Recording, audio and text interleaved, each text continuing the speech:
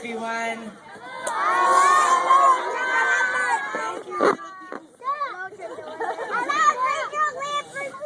Thank you to all the little people in the front. What a great welcome. Okay.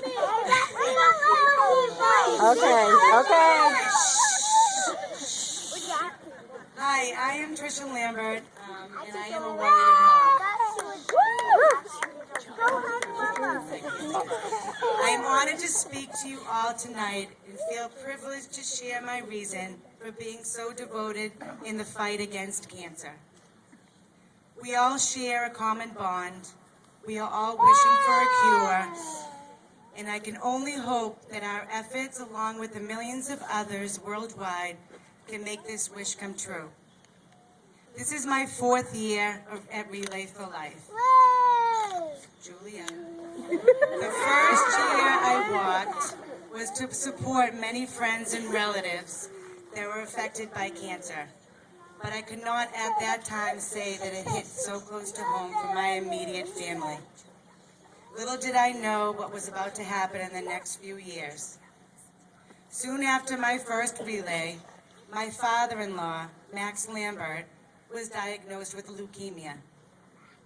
And then life got bumpier. In September of 2009, my mom, Sophie Grasso, was diagnosed with stage 4 ovarian cancer. They both knew that the disease was out of their hands, but they still had control of their faith and their hope. But trust me, after that initial shock, they both got mad. And we all got mad. We were angry at this disease. We were angry that it has affected 2 people in our family in 1 year. Angry that it was even happening to us. Angry with life. But we all stepped in and battled with them. We watched our parents fighting, and by watching them scared but brave at the same time, we realized that the will to live is amazing, and it can get you through the hardest times.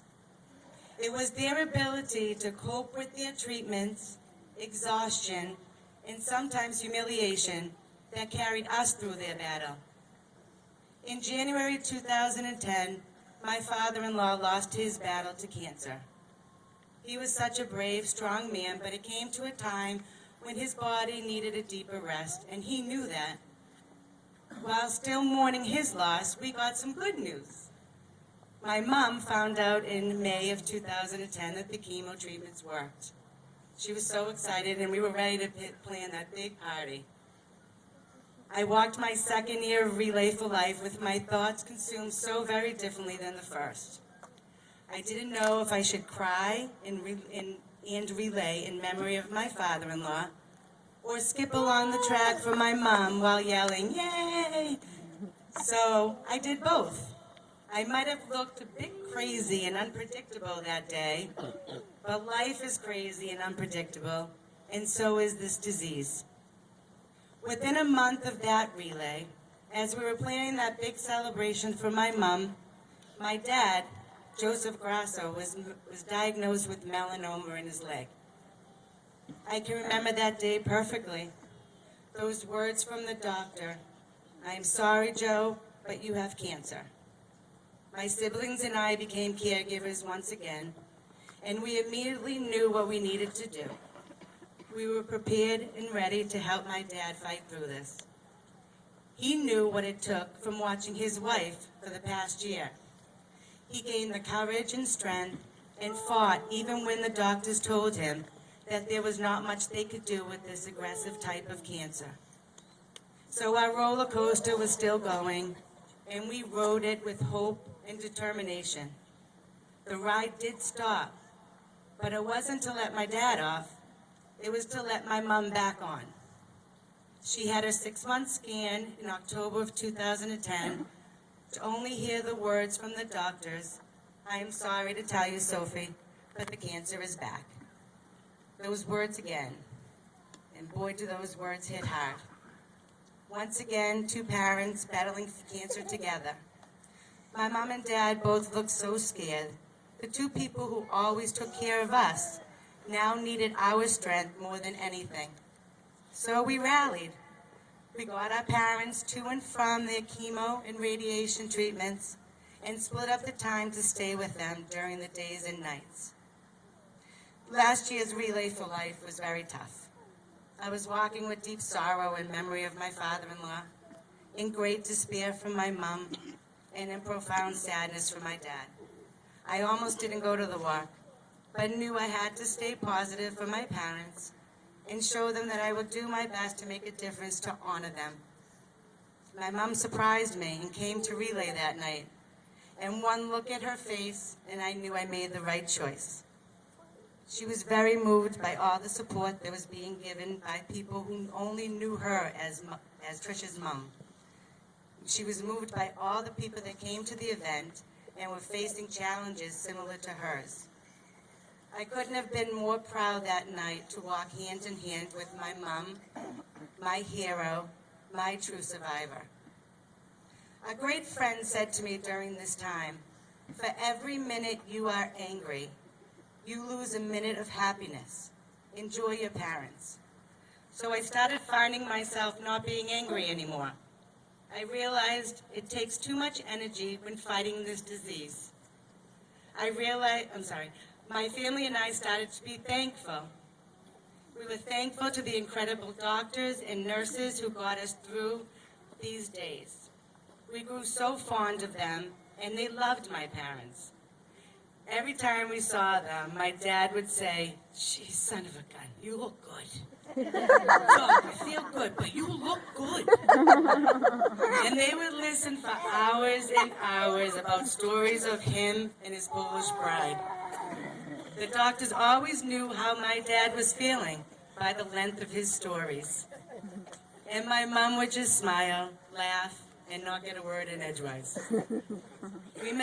We were thankful to the wonderful people we met getting chemo and radiation right along with my parents. We shared stories with them, and they were each other's support team. They all became family. We have the American Cancer Society and various other organizations to thank for giving us great resources and doing endless research to find a cure. And we will walk side by side with them until we do put an end to this disease. We started educating ourselves more about this disease and realized that even though it will be taking over their bodies, it will not defeat our souls, our faith, or love for each other. We have to be thankful for the privilege to live in an area with the best hospitals and staff available to us. Always remember that we cannot and will not let cancer get the best of us. So here I am at my 4th Relay for Life. And I walk today in memory of my daddy, since we had to say goodbye to him last July. We were with him in his final moments, and amazingly his last words, which he kept repeating over and over, were, "Wow," with peace written on his face. I am so convinced that my dad, my father-in-law, and everybody else who has passed are up above helping those here who are fighting this, giving them the strength to carry on, answering their prayers, to survive, or just to find peace. We have to remember that life goes on and miracles can happen. And I have a miracle to share with you. My mom, just a few months ago, was told once again, "You did it, Sophie. You beat stage 4 ovarian cancer." Those magic words.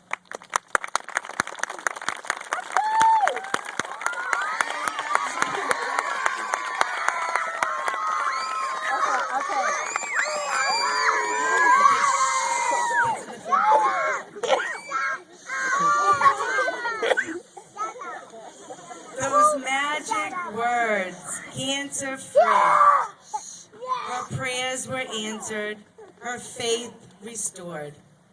And in the words of my dad, since I know he had a huge part in this, wow.